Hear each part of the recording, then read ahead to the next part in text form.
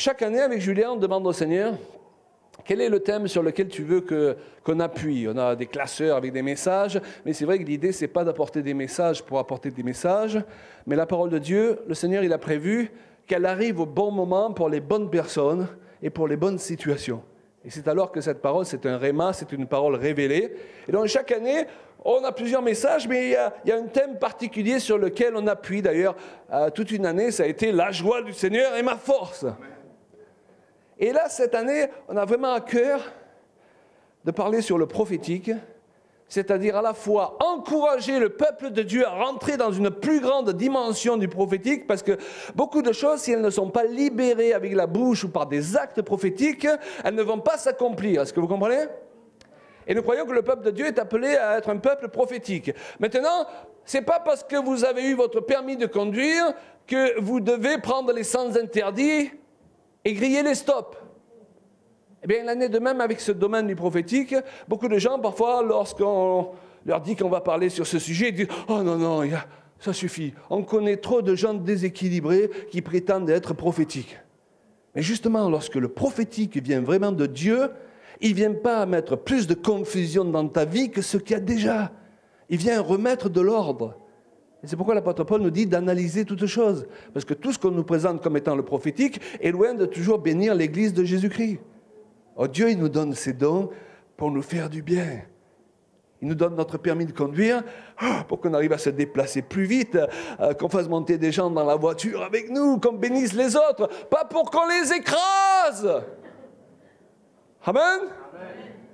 Et c'est pour ça que tout au long de ces messages, on parlera là-dessus encore demain matin, on parlera de comment entrer dans une dimension plus forte, plus grande du prophétique, mais on parlera aussi des règles incontournables qui doivent gérer ce domaine particulier. Alléluia! D'ailleurs, avec Julia, on a vraiment à cœur de faire des ateliers prophétiques dans la région où nous nous trouvons, c'est-à-dire d'encourager les gens à aller dans cette direction, leur donner un contexte aussi dans lequel ils peuvent développer ce qu'ils ont reçu, déjà découvrir parfois ce qu'ils ont reçu, mais dans lequel aussi ils ont le droit de se tromper.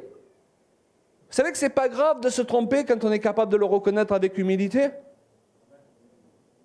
Donc, il faut qu'on ait dans les églises des contextes, parfois de réunions, où on a le droit de dire des bêtises.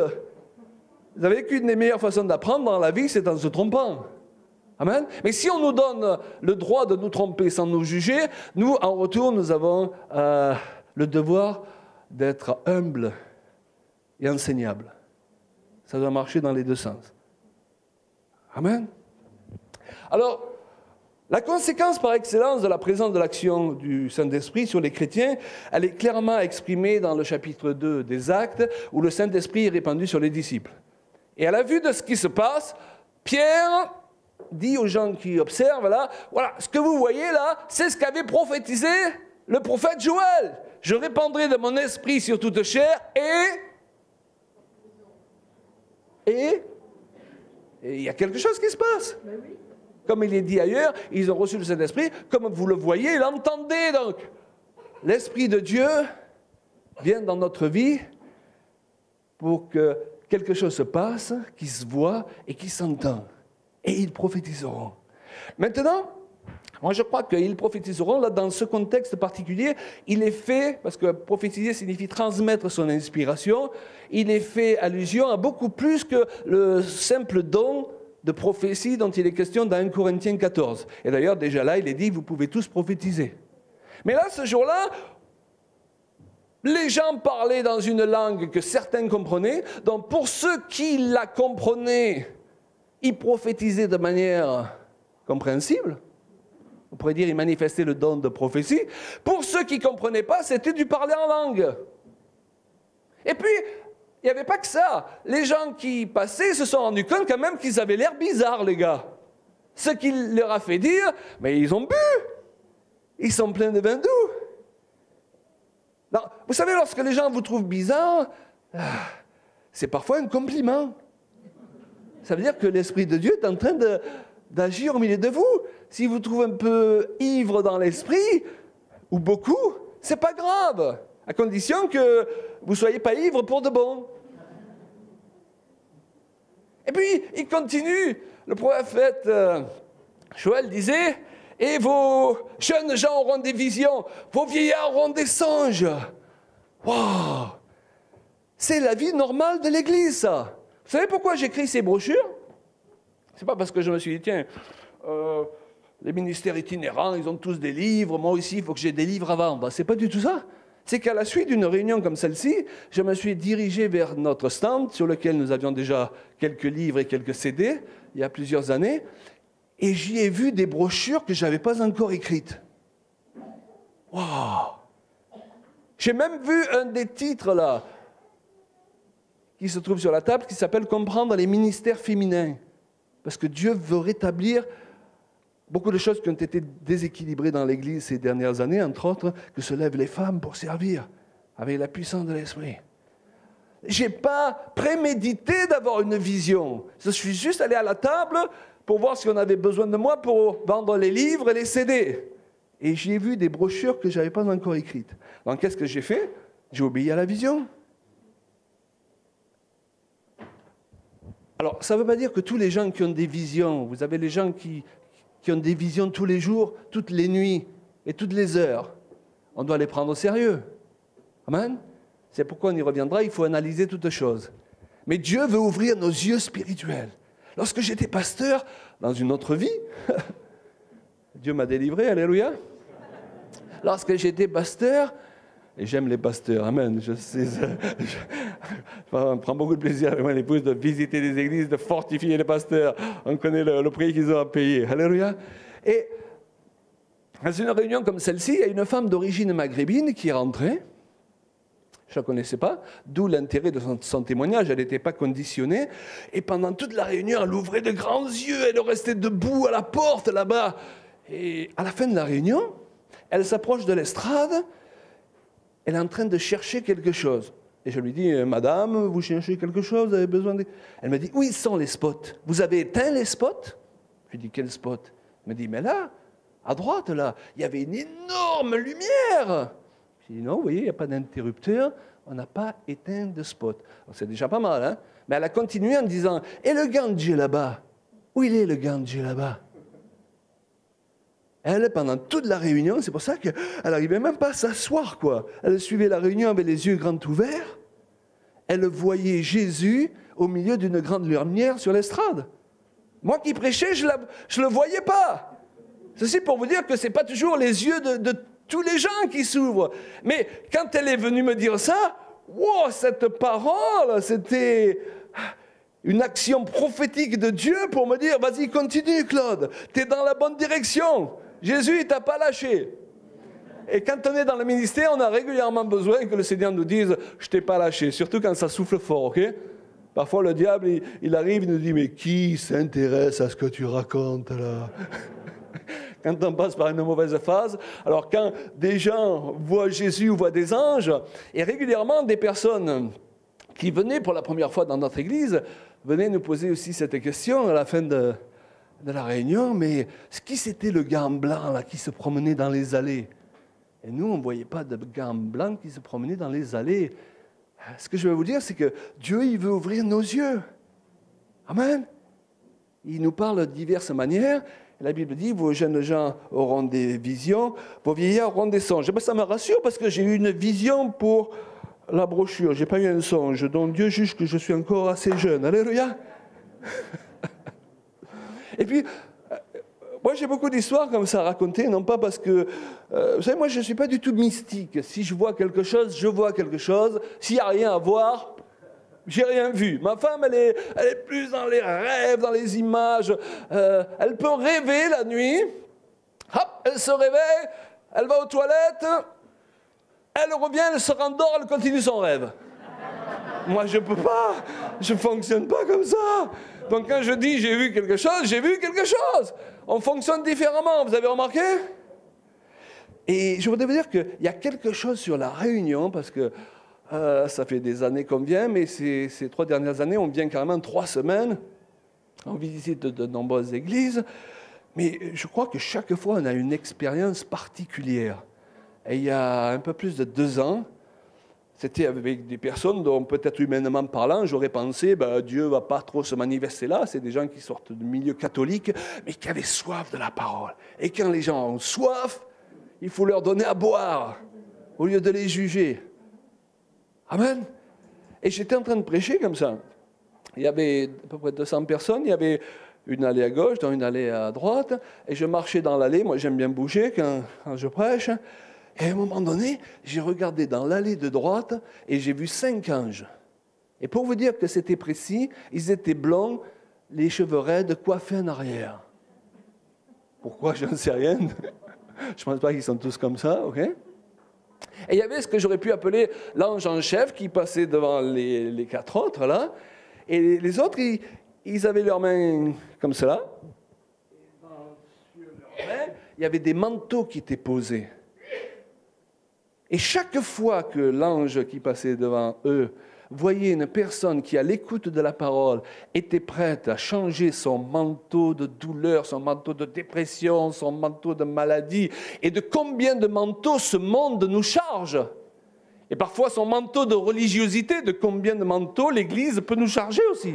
Si on ne fait pas attention, eh bien, il se tournait, cet ange en chef, comme je l'appelle, vers les autres, et l'un d'eux lui tendait un manteau, il allait trouver la personne, ça a dû durer 5 minutes.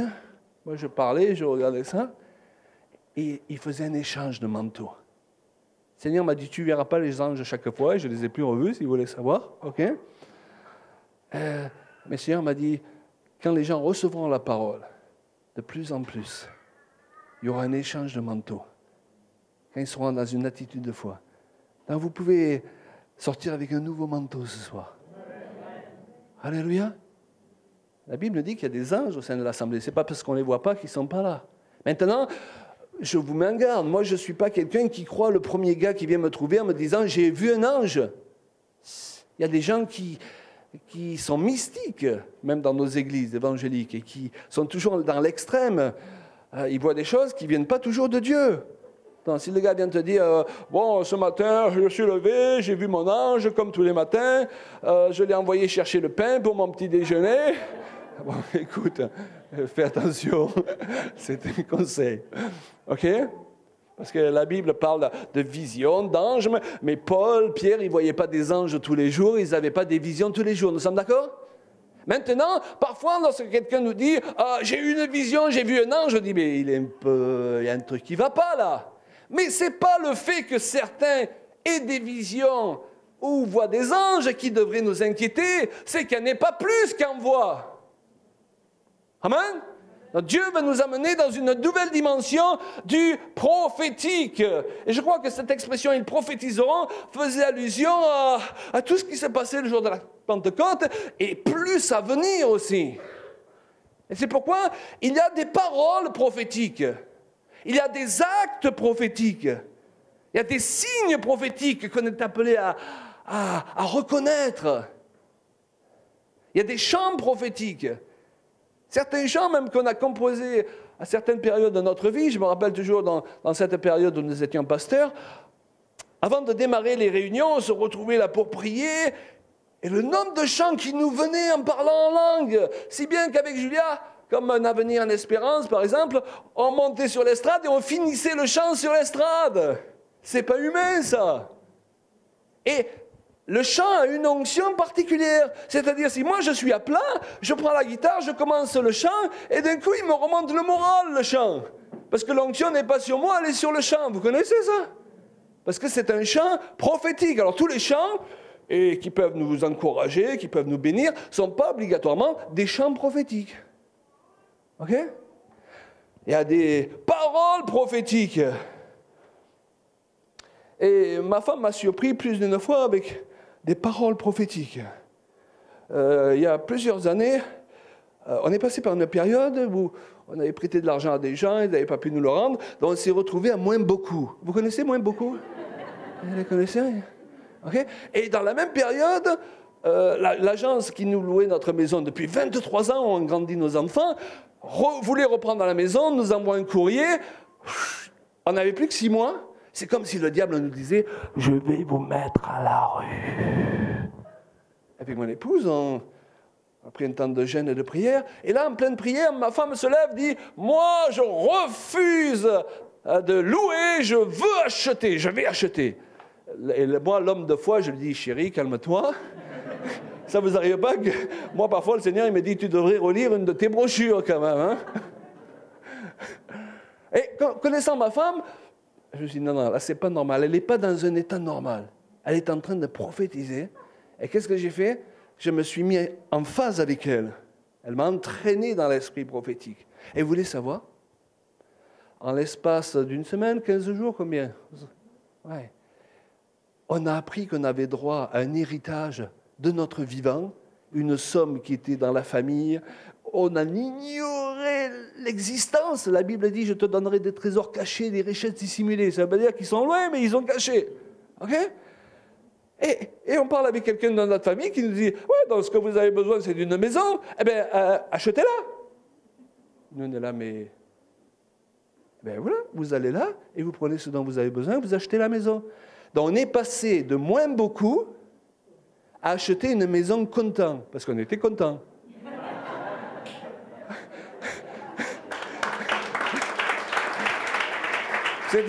C'est-à-dire que tous les matins, je me lève, je n'ai pas de crédit, je n'ai pas de loyer, et même l'eau, c'est un forage, elle vient d'en dessous.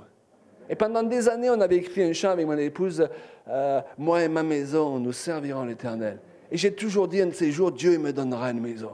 On a investi dans la mission, on a investi beaucoup d'argent dans l'aide de Dieu. On aurait peut-être pu acheter une maison avec tout ce qu'on a investi, ok? Faites toujours passer Dieu avant. Il est venu ce jour où c'est là que, humainement parlant, il y a le moins de possibilités que les miracles arrivent. Parce que de toute façon, le miracle, c'est la réponse de Dieu à une impossibilité humaine. Si tu peux, tu n'as pas besoin d'un miracle. Amen? Donc si vous êtes dans une situation critique ce soir, réjouissez-vous. Vous êtes un candidat pour le miracle. Amen? Alors qu'est-ce que je voulais dire? Là, c'était une parole prophétique. Vous voyez la puissance que peut avoir une parole prophétique. Et puis c'est facile de passer à côté, de ne pas la reconnaître. Hein, ce n'est pas tous les gens qui vont dire « moi je veux pas louer, je veux acheter ». Ça n'en fait pas obligatoirement une parole prophétique. Nous sommes d'accord? Voilà. Mais il y a ces paroles, à un moment donné, qu'il faut reconnaître. Et si on s'aligne avec ces paroles, elles vont engendrer un miracle. Wouh! Il y a des actes prophétiques. Il y a quelque temps, on a rencontré une amie, une sœur qui venait de passer par un divorce. Elle était vraiment dans une situation abattue. Et on lui a conseillé d'aller dans une église avec qui on travaille régulièrement, parce que le pasteur, il a vraiment un cœur de pasteur. C'est une petite église, mais on aime bien cet homme et cette église. Okay? Il prend vraiment soin de ses brebis. Et elle dit que la première fois qu'elle est rentrée, un des anciens, d'un coup, il lui a dit « Je sens que le Seigneur me demande de vous prendre dans les bras. » Elle a dit, à l'instant où il m'a pris dans les bras, j'ai senti toute ma souffrance qui est partie à une seconde. Et Dieu m'a guéri. Waouh! Acte prophétique. Maintenant, attention, tous les gens qui veulent vous prendre dans les bras, ça peut être même très mal placé. Ça ne manquera pas d'hommes qui vous diront que Dieu leur a montré de prendre toutes les femmes dans les bras. Donc faites attention. Je n'ai pas dit que... Ce n'est pas parce que Dieu agit comme ça que chaque fois qu'on se trouve dans ce schéma, c'est Dieu. Parfois, c'est au contraire l'adversaire. Est-ce que vous me comprenez? Alléluia. Mais c'est intéressant. Il y a à peu près 10 ans, on était orateur dans un séminaire et on a mené notre fille avec nous, mais on l'a menée parce que ce n'était pas prévu qu'elle vienne au départ. On avait chanté pour un frère là, qui a un ministère et il nous avait dit, bon, ok, vous rentrez chez vous, on se contacte, je vous envoie une offrande pour la soirée. Et puis, en arrivant à la maison, on reçoit du Seigneur, ne prenez pas l'offrande, offrez-lui pour son ministère. Je lui envoie un email pour lui dire, frère, t'inquiète pas, garde l'offrande pour ton ministère. J'envoie l'email. Mon mail part, à cet instant, je reçois son email. Il n'a pas eu le temps d'avoir le mien. Mon mail part et un email arrive. Vous vous rendez compte? Et dans cet email, il me dit, Dieu vient de me dire d'offrir le camp, le séminaire, c'est un camp d'été, à votre fille. Donc notre fille, elle n'était pas prévue qu'elle vienne, elle est venue à ce camp d'été. Pendant ce camp, à un moment donné, il y a eu une lâchée de ballons. C'est-à-dire chacun était encouragé à écrire sur une carte une chose ou une personne qu'il abandonnait à Dieu pour que Dieu change sa vie. Okay? Et puis, il lâchait le ballon. Et ma fille était passée par une déception de cœur. Et elle a décidé d'écrire le nom d'un jeune homme avec qui, depuis des mois, ça aboutissait pas, ça faisait que lui briser le cœur, et de changer de chapitre. Vous savez qu'à un moment donné dans la vie, il faut savoir changer de chapitre. Et que si on s'accroche aux choses, Dieu ne peut pas nous donner les nouvelles. Donc, que Dieu bénisse ce jeune homme, mais bon, là, il s'est envolé vers le ballon. OK? Eh bien, vous voulez savoir, dans la journée ou le lendemain, là, je ne me rappelle plus les détails, elle a rencontré celui qui est son mari aujourd'hui, qui était un jeune pasteur, orateur dans le camp avec nous. Acte, lâcher de ballon prophétique. Maintenant, toutes les lâchers de ballon ne sont pas prophétiques. Hein? Si vous allez trouver le pasteur, pasteur Prince, il faut faire une lâcher de ballon dimanche, je veux me marier. Vous comprenez? Je dis ça parce que vous avez les gens, ils entendent un témoignage, t'as été guéri comme ça, t'as été béni comme ça, je pars, je fais la même chose, et pourquoi ça ne marche pas pour moi? Et parce que lui, il a reçu une parole personnelle du Seigneur sur laquelle il a agi, et toi, Dieu va aussi te bénir, mais il va falloir que tu reçoives ta parole à toi. Tu ne peux pas vivre sur le miracle de l'autre. Amen? Je dirais, peut-être que ça peut choquer ce genre de langage, mais Dieu, il n'aime pas le parasitage spirituel. Il va falloir grandir. Quand j'étais jeune pasteur, je n'osais pas dire ça, mais les gens bien intentionnés, si vous en faites partie, ne le prenez pas mal, qui viennent vous trouver, Dieu t'a dit quelque chose pour moi, Dieu t'a montré quelque chose pour moi. Aujourd'hui, je leur dis, si tu ne le sais pas toi, pourquoi tu veux que je le sache moi? Avant de parler à tout le monde de ta vie privée, sauf quelques cas où Dieu agit d'une manière exceptionnelle, ça existe aussi, mais en général, Dieu il va te parler à toi. Et sous la nouvelle alliance, le prophète et la prophétie va confirmer ce que tu as. Amen? Il va falloir que, ou si quelqu'un te donne une parole, tu n'es pas sûr, n'agis pas, ne rentre pas dans le ministère, ne te marie pas, ne fais pas quoi que ce soit, jusqu'à ce que toi, tu aies ta propre parole, que c'est vraiment la direction de Dieu. Est-ce que vous comprenez? Et pour ça, ça nous demande de comprendre la différence de fonctionnement entre sous l'ancienne alliance et sous la nouvelle alliance. Sous l'ancienne alliance, on consultait le prophète. Pourquoi? Bien parce que l'onction n'était pas sur tous les hommes. C'était sur le prophète, le sacrificateur, les rois, et des fois pas tous. Ils ne marchaient pas tous avec le Seigneur. Donc on consultait le prophète, on l'appelait le voyant, il voyait pour nous, à la rigueur. On montait à Jérusalem pour avoir droit à la présence de Dieu, parce que la présence de Dieu n'était pas accessible à tous les hommes. Et je dirais que les Hébreux n'étaient pas spirituellement enfants de Dieu, même si Dieu les appelle ses enfants dans certains passages de l'Écriture, spirituellement, ils n'étaient pas enfants de Dieu, parce qu'on ne devient enfant de Dieu qu'à travers la nouvelle naissance en Jésus-Christ. Amen? Et qu'est-ce qui s'est passé lorsque Jésus est venu? Le voile du temple s'est déchiré, montrant par là que l'accès au Saint des Saints et au Saint-Esprit était pour tous ceux qui acceptaient Jésus-Christ comme leur sauveur personnel. Et le Saint-Esprit vient habiter en toi. Quand on dit tu nais de nouveau, tu nais de l'Esprit. C'est pour ça que même dans l'Ancien Testament, ceux qui mouraient dans la foi, ils ne pouvaient pas de suite rentrer au ciel. Ils étaient obligés d'aller dans un lieu qu'on appelait le Sein d'Abraham, dans le séjour des morts, où ils attendaient que Christ vienne même leur prêcher l'Évangile et les fasse naître de nouveau. Parce qu'on ne peut rentrer au ciel que si on est né de nouveau. Amen? Un homme ne peut entrer dans le royaume de Dieu s'il ne naît de nouveau. C'est ce que le Seigneur il a dit à Nicodème. OK? Et dès lors, il n'est plus question de sacrificateurs, il est question qu'on soit un peuple de sacrificateurs.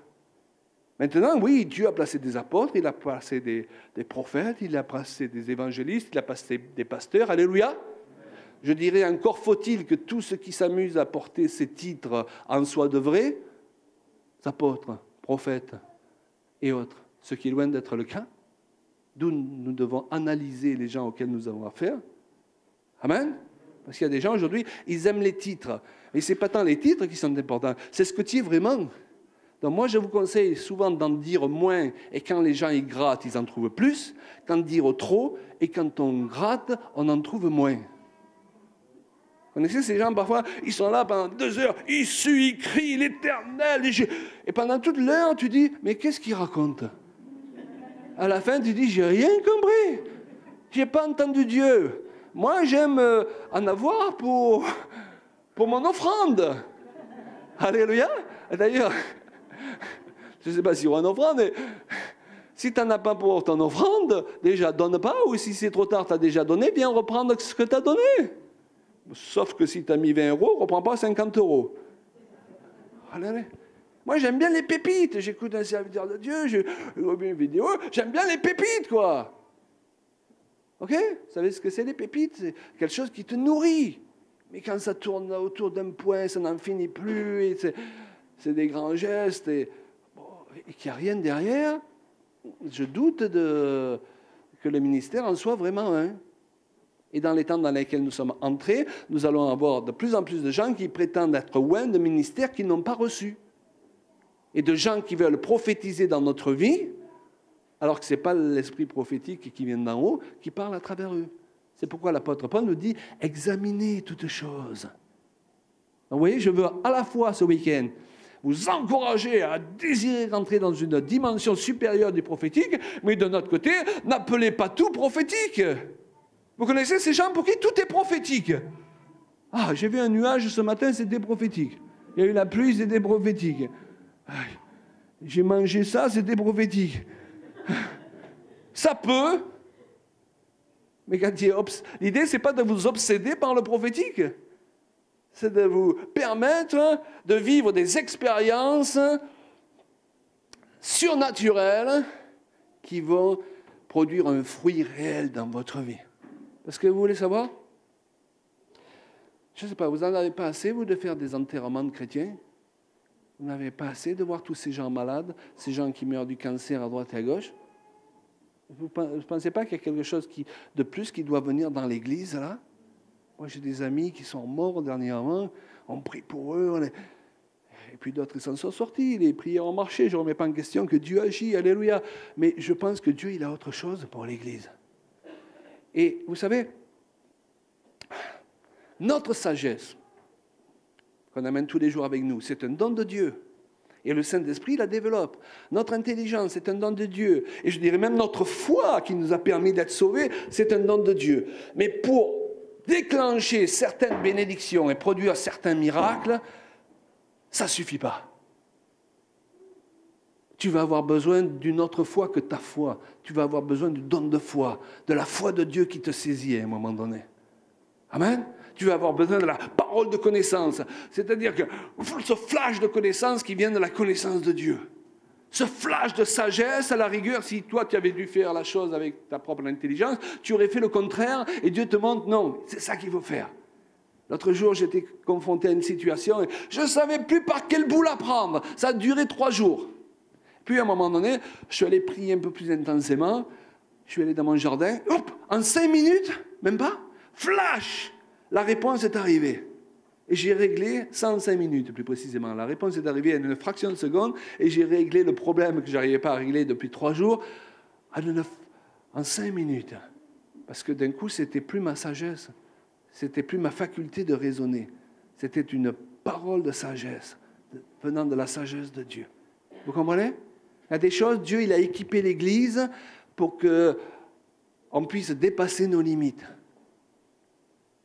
Et c'est pourquoi l'Église est appelée à rentrer dans la puissance des dons de l'Esprit. Pas par snobisme. Tu es prophétique, toi? Oui, moi aussi je suis prophétique, alléluia. Parce que c'est une nécessité. Tous les grands virages tournants qu'on a pris avec mon épouse, comme l'histoire de la maison, il y a toujours eu quelque chose à un moment donné qui a dépassé notre nature humaine. Je pourrais vous dire, il y a 41 ans, dans quel virage je me trouvais dans le sud de la France, dans quelle voiture, lorsque j'ai entendu la voix de Dieu qui m'a dit « Tu peux te marier avec cette femme, c'est celle que j'étais destinée. » Oh, ça fait du bien quand même. Elle sortait d'un bateau qui avait failli couler. Elle était à la recherche de Dieu et d'elle-même. Et dans ce bateau, elle a crié à Dieu. Elle a entendu une voix, là, juste là, qui lui a dit « Ne crains pas, tu ne mourras pas, j'ai du travail pour toi. » Et le bateau, il a dû venir se faire réparer à Toulon, où moi j'habitais. C'est pas humain. Est-ce que vous comprenez? C'est une personne, j'ai lu le témoignage très intéressant dans un livre. Elle dit qu'elle priait pour sa sœur qui avait le cancer, et tout le monde priait, elle se mourait à l'hôpital, et rien n'y faisait.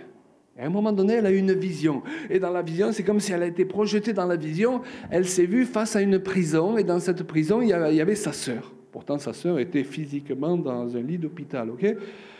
Et là, le Saint-Esprit lui a dit, ordonne-lui de sortir de la prison. Tout ça dans une vision, vous savez ? Après, elle est revenue à elle. Elle est sortie de la vision, on pourrait dire. Et quand elle est revenue à elle, sa sœur était complètement guérie. Ça, c'est un don de l'Esprit qui est en action. On a besoin de plus en plus de ça. On connaît tous ces situations. On est allé jusqu'au bout. L'Église a prié jusqu'au bout. On a versé toutes les larmes qu'on a pu verser. On a même répandu toute la foi qu'on a pu avoir. Alléluia. Et ce n'est pas méprisable. Alléluia. Mais à un moment donné, on est là et on enterre la personne. Et après, on a des gens qui nous font des beaux enseignements, mais c'est parce que Dieu, il en avait besoin, il a voulu. Moi, je ne pense pas que c'est la volonté de Dieu qu'une personne à 30 ans, elle meurt, elle laisse ses enfants derrière elle. Moi, je ne vois pas la volonté de Dieu là-dedans. Amen. Moi, je pense qu'il faut qu'il se lève une église glorieuse, une église prophétique qui va changer le cours des choses et qui arrête de nous amener des enseignements qui essayent d'excuser Dieu de nous avoir maudits. Parce que Dieu, il est là pour nous bénir. Dieu, il veut de bonnes choses pour nous. Amen. Et il ne veut pas qu'on l'excuse, Dieu. Il veut qu'on apprenne à rentrer dans une autre dimension où sa puissance peut passer à travers nous pour changer le cours des choses. Et ça ne concerne pas l'apôtre, le prophète ou le pasteur seulement. C'est pour chaque enfant de Dieu. Parce qu'il y a des choses, même ton pasteur, il ne pourra pas les faire. Il n'a pas été oint pour ça. Et toi, tu as été oint pour ce que lui, il ne peut pas faire. C'est comme dans le couple. Dans le couple, on est supposé, au lieu de s'opposer l'un à l'autre à cause de nos différences, on est supposé se couvrir chacun dans les domaines où l'autre est faible. Vous êtes d'accord avec moi? Et bien dans l'Église, c'est pareil. Dans le domaine où toi, tu ne peux pas, Dieu m'aura oint. Et dans le domaine où moi, je ne peux pas, Dieu t'aura oint. C'est pour ça que le diable veut diviser l'Église, il veut diviser les couples. Parce que dans l'unité, il y a de la puissance. Aucun de nous ne peut régler tous les problèmes. Quand on est jeune chrétien, vous avez remarqué, ou jeune pasteur, on croit pouvoir apporter la solution aux problèmes de la terre entière. Et au bout d'un moment, la terre, elle commence à devenir lourde à porter. Hein? Vous avez remarqué? Il faut qu'on apprenne à fonctionner avec d'autres personnes, des gens matures. C'est pour ça que, de notre côté, je tiens à préciser que si les dons de l'esprit, la dimension prophétique, c'est pour chacun de nous, honnêtement, je ne la mettrai pas entre les mains de tout le monde. Hein, Julia, on a parlé là-dessus l'autre jour, et elle avait bien introduit sur le sujet dans l'Église, en disant que d'abord, devenons des hommes et des femmes équilibrés. Laissons le Saint-Esprit nous équilibrer. Je voudrais vous dire que ce que nous voulons apporter dans la vie des autres, assurons-nous qu'on l'a apporté d'abord dans notre propre vie. Les gens, ils ont besoin de modèles. Ils ont besoin de couples qui donnent envie de se marier. Ils ont envie de voir des chrétiens qui donnent envie de venir à l'église. Alléluia. Amen. Alléluia. Bon, je me fais du bien, moi, là. Je prierai pour moi tout à l'heure. Donc, des paroles prophétiques, des chants prophétiques, des actes prophétiques. Et Dieu veut nous parler par des signes prophétiques. Avec Julia, à travers nos voyages, on a pris l'habitude d'appeler ça le fil rouge, tu sais? Le fil rouge. C'est-à-dire qu'il y a des signes qui nous montrent qu'un engagement s'emboîte dans l'autre. Tu sais, on suit un fil rouge, là. Tiens, à l'église dans laquelle on était hier soir, la peinture du mur, c'est exactement la même peinture qu'il y a dans mon bureau. Et la tringle de rideau, c'est exactement la même tringle de la même couleur qu'il y a dans mon bureau. Qu'est-ce qu'il me dit, Dieu? C'est vite fait de passer à côté. Oh, c'est le hasard. C'est Dieu qui me dit, t'es à la maison. Enseigne comme quand tu enseignes dans ton bureau. Parfois, on est dans le sud-ouest et à la fin de la réunion, on rencontre une personne qui nous dit « Oh, j'aimerais que mon père ou mon frère qui habitent loin dans le nord où on ne s'est pas vu depuis des années puissent entendre cet enseignement. Le week-end d'après, on est dans le nord comme par hasard, et ça a été programmé un an à l'avance, et sur qui on tombe dans la réunion, le frère ou le père. Et là on dit, on suit le fil rouge. Amen. Reconnaissez Dieu, parce que la Bible ne nous dit pas que Dieu ne parle pas. Changeons notre manière de prier. Dieu, parle-moi, tu me parles jamais. Mais non, Job dit, Dieu parle de plusieurs manières. C'est nous qui devons apprendre à écouter. Alléluia. Donc il faut changer son approche. Seigneur, aide-moi à reconnaître quand tu me parles. Voilà, changeons notre manière de prier. Et Dieu parle de plusieurs manières. N'est-ce pas? Il peut parler par un panneau publicitaire des fois. Vous n'avez jamais passé devant un panneau publicitaire, ils viennent de le changer le matin, et c'est la phrase sur laquelle tu médites là, depuis plusieurs jours, tu sens que Dieu te parle dans ce sens, et comme Dieu il veut vraiment que tu vois, il te met un panneau sous les yeux. Et le gars qui a mis la pub, il ne sait même pas que c'est pour toi qu'il a mis la pub. Comme Caïphe, lorsqu'il a prophétisé que Jésus devait mourir, il ne savait même pas qu'il prophétisait. Donc Dieu peut même utiliser la bouche des gens qui, lorsqu'ils parlent, ils parlent dans le sens contraire de ce que Dieu veut te dire. Donc Dieu n'est pas limité. Et il veut nous apprendre à le reconnaître de plus en plus. Reconnaissez, apprenez à reconnaître le fil rouge. Vous savez, le problème, c'est que lorsque les gens, parce qu'ils prophétisent, se prennent obligatoirement pour un prophète. Le fait de prophétiser ne fait pas de toi un prophète, sinon dans la définition large du terme. Amen. Dans la définition large du terme, dans ce cas, on est tous des pasteurs, on est tous des évangélistes, et on est tous des apôtres, vous comprenez? Mais dans la définition spécifique du terme, tous ne sont pas appelés à ces offices. OK?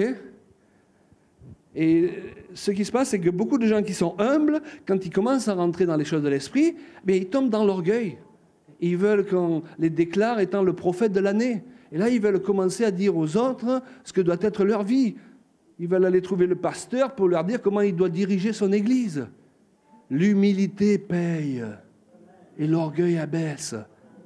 Amen. Si tu veux que Dieu t'utilise, va par étapes et ensuite reste humble. Alléluia. Vous savez pourquoi? Parce que c'est très dangereux. Quand tu commences à te prendre pour ce que tu n'es pas, d'un coup, tu es comparable à quelqu'un qui a pas le permis, qui conduit une mobilette ou un vélo, et qui d'un coup se retrouve sur une grosse moto, là, gros cylindre, sans avoir le permis. Dès que tu accélères, tu t'envoies en l'air, mais ce qui est plus dangereux, c'est que tu écrases quelqu'un et tu tues la personne qui est derrière toi.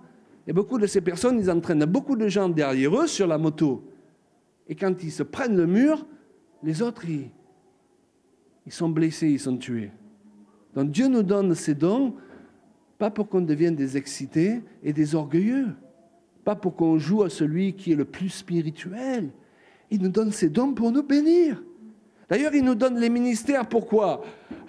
Il nous donne les ministères pour mieux nous servir. Il donne une autorité au mari dans sa maison. Pourquoi? Pour écraser sa femme, mais pour être en état de mieux la bénir. Et c'est quelque chose qu'il faut comprendre, le principe de l'autorité selon Dieu, pour rentrer dans une dimension prophétique plus importante, c'est-à-dire que Dieu nous remet plus d'autorité. Il est très important de comprendre le principe de l'autorité. Et à un moment donné, il y a des disciples qui discutaient entre eux. Oh là là, quelle équipe il avait, Jésus! Et il se posait la grosse question théologique, savoir qui est le plus grand. Alors, je ne sais pas si depuis que vous êtes rentré dans cette salle, vous vous posez la question, qui est le plus grand ici? C'est moi? C'est Pasteur Prince? Hein? Qui c'est le plus grand? Oui, si ce n'est pas le cas, vous êtes déjà plus avancé qu'eux, ok? Il se posait la question, qui est le plus grand? Et Jésus, et c'est merveilleux, il ne leur fait même pas de reproches, il les enseigne. Et si on ne sait pas quelque chose ce soir, Dieu n'est pas là pour nous reprocher de ne pas le savoir. J'en ai assez des gens qui nous crient dessus pendant 2 heures du haut de l'estrade parce qu'on ne sait pas quelque chose. Ok? On est là pour l'apprendre.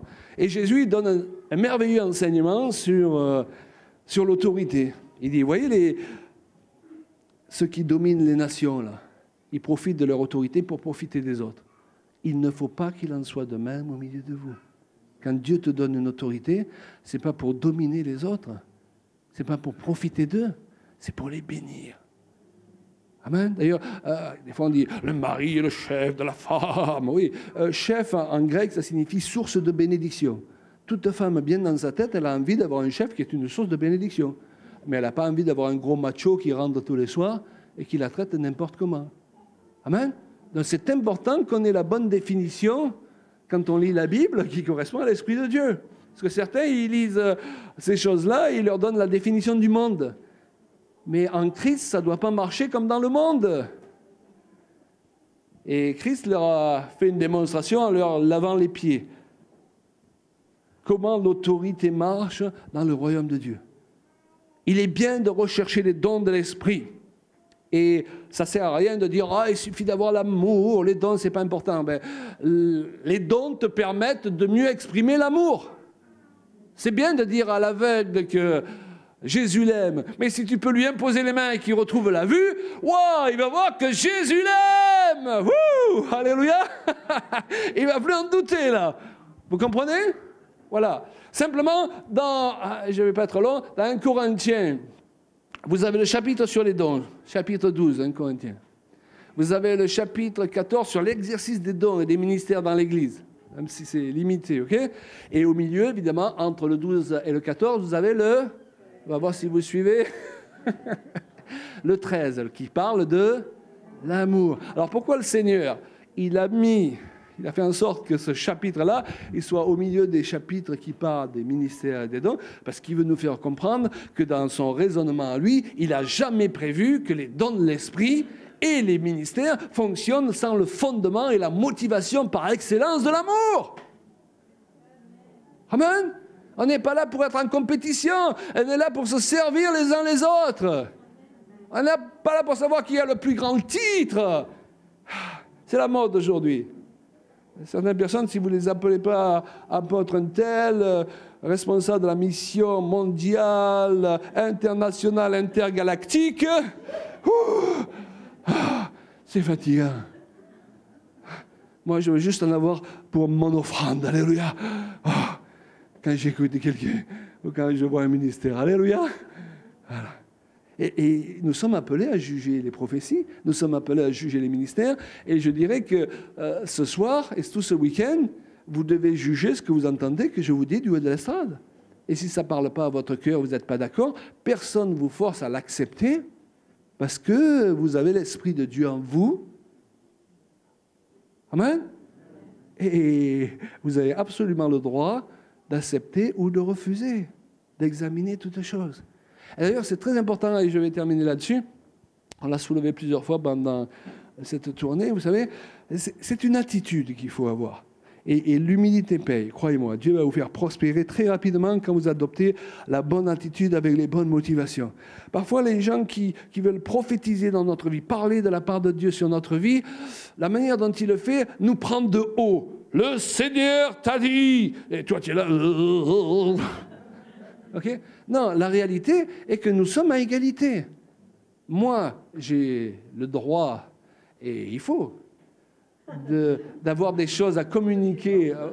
Tu ne mets pas au-dessus de moi, hein? D'avoir des choses à communiquer à mon frère ou à des gens que je rencontre de la part du Seigneur. Il faut qu'on aille dans ce sens parce que la Bible dit « exhortez-vous les uns les autres ». Okay? Voilà. Maintenant, je ne dois pas le prendre de haut sous prétexte que j'estime que Dieu m'a parlé. Parce que lui, il a autant le droit de me dire ben, « je ne reçois pas, ça ne me parle pas ce que tu as dit ». Est-ce que vous comprenez?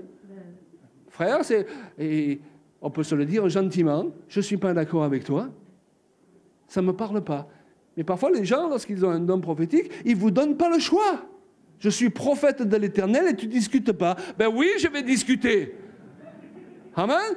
Parce qu'il y a des tas de vies gâchées à cause de certaines prophéties qu'ils ont prises sans les examiner.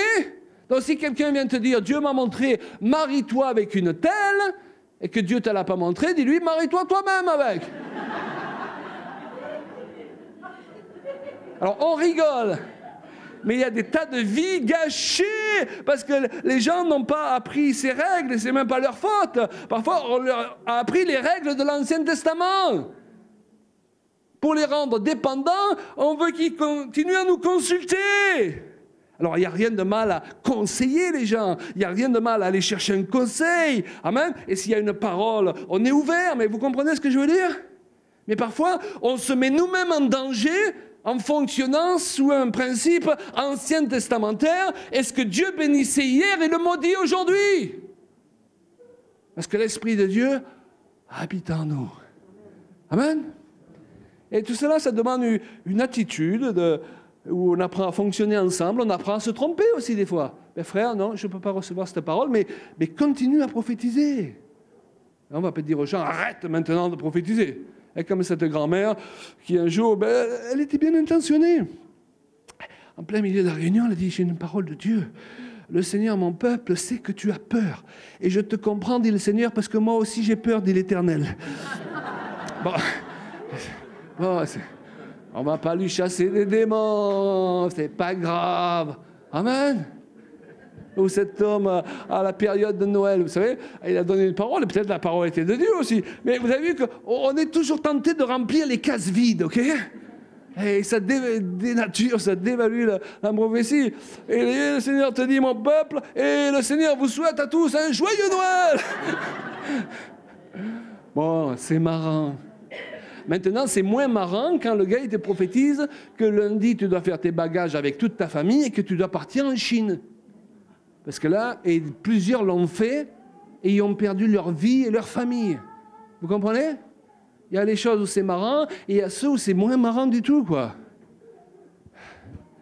C'est pourquoi nous devons, comme dans le couple, avec mon épouse, on les développe bien là dans cette brochure, nous devons avoir quelques principes de base.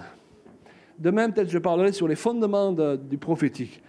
Mais il y a les fondements aussi de toutes nos relations les uns avec les autres. En fait, les principes qui permettent à un couple de bien fonctionner sont les mêmes principes qui permettent à une église de bien fonctionner. Il faut qu'on se mette d'accord de ne pas être d'accord. Vous avez remarqué dans ce monde, si vous n'êtes pas d'accord avec quelqu'un, il faut qu'il soit en conflit avec vous. On n'est pas d'accord, il faut qu'on s'entretue. Ma femme n'est pas d'accord avec moi. Ben, elle a le droit quand même. Il faut qu'on gère notre problème de rejet, là. Hein, les ministères aussi, il faut qu'on gère notre problème de rejet. Il a quitté mon église. Ben, ok, ben, ouais, s'il veut. Peut-être qu'il a raison, peut-être qu'il a tort. Maintenant, Dieu ne m'a pas placé pour diriger sa vie. S'il a raison, que Dieu le bénisse. S'il a tort, moi je le bénis quand même, mais c'est lui qui va avoir des problèmes. Est-ce que vous comprenez? Mais je suis d'accord, on reste en paix. Être d'accord de ne pas être d'accord, c'est merveilleux ça. Alléluia. Chérie, je t'aime, mais on n'est pas d'accord. Hein? Et on va bien dormir dans la paix tous les deux. Et puis vous ajoutez au dernier moment, vous savez, et Dieu te montrera. Là, tu casses tout. Bon.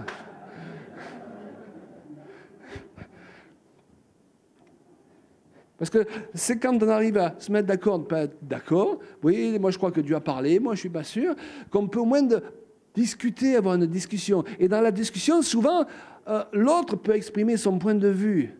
Et parfois, on peut trouver un équilibre. Tiens, je n'avais pas vu que Pasteur Prince, il voyait les choses comme ça. Quand il m'a dit ça, je dis non, c'est faux, mais maintenant qu'il a pu s'exprimer, je vois les choses sous un autre angle. Et parfois, finalement, c'est 50-50. Et des fois, on se dit, oh, mais c'est 70 pour 30 et les 30 sont pour moi. Quand il ne nous arrive pas de dire, ah ben chérie, oui, excusez-moi, je n'avais pas compris que tu voulais dire ça, en fait, j'avais tort. Messieurs, ça leur fait plaisir à votre femme quand vous lui dites, j'ai eu tort. Ma femme, elle me dit, répète plus doucement. Hey, ça fait du bien. Est-ce qu'on peut lever nos mains? Merci, Père. Alléluia.